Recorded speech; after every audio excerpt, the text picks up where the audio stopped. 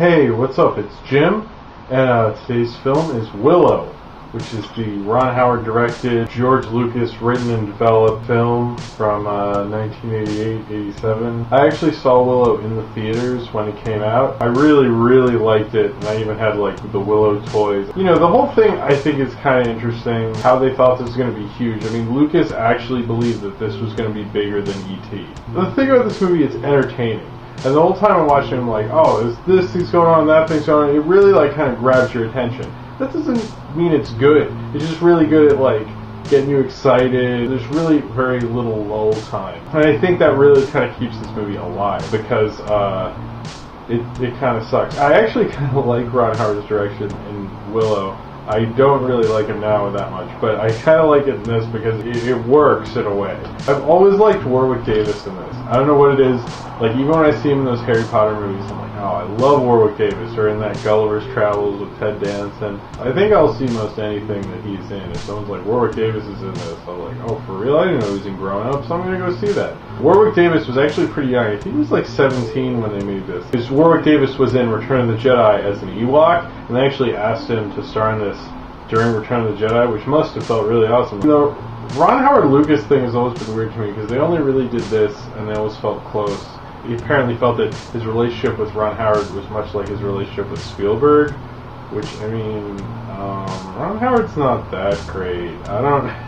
So Lucas apparently actually came up with this in '72, and it was originally called like Munchkins, and then he later decided that he wanted to make like another kind of fantasy type film, and he really thought this was going to be a franchise. Like, he really earnestly thought this was going to be the next big thing. He wrote sequels later and then had Chris Claremont, who's like one of the best, if not the best, X-Men writer ever, and he wrote the 3 books, which is kind of like the dorkiest thing ever, and I bought one once. One thing that's kind of weird, and I knew that the two-headed monster is called Ebersisk, and apparently it is referencing Siskel and Ebert. So that's been a long-standing rumor, but I didn't know the big evil general guy with like the skull face mask, like Kale, he's supposed to be named after Pauline Kael, who's another famous critic. So it's like, why name these villains after movie critics? Maybe because of Howard the Duck or something, but I just think it's a little stupid, you know? I still like Kael. I think he's awesome. And Pauline Kael. In fact,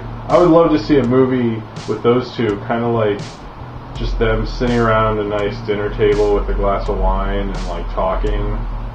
Oh god, that would be a great movie. Kael's a big Bergman fan. Apparently though, the good news for all you Willow fans, they've talked about a TV show. Warwick Davis says he will do a sequel. The special effects in this are really kind of dark. Never really saw it that way, I just was so used to it. But the special effects are kind of gross and freaky, like that pig sequence and like how the dragon happened out of that weird like goblin thing. It's like, Rah! Val Kilmer, who won the part over John Cusack, actually, improv'd a lot, and Saoirse and him actually got married, but then they got divorced around Batman Forever. So he was single when he made The Saint. No, I like Val Kilmer in this. I think he had a lot of fun. Val Kilmer had a good late 80s. This is Top Secret. God damn. I think if you are into Star Wars, you should absolutely see this. I guess it's really kind of like the Golden Compass. Like, it's a total, like, kind of like, hey, let's try this again. Apparently, this wasn't that big of a bomb, but it just wasn't really a huge hit. I mean, the ads for this movie were fucking terrible. Like, I got the DVD, and I never go, why did it bomb? It's so much fun. I saw the ads, I go, oh, I would not see that movie. Like, they're awful, awful ads.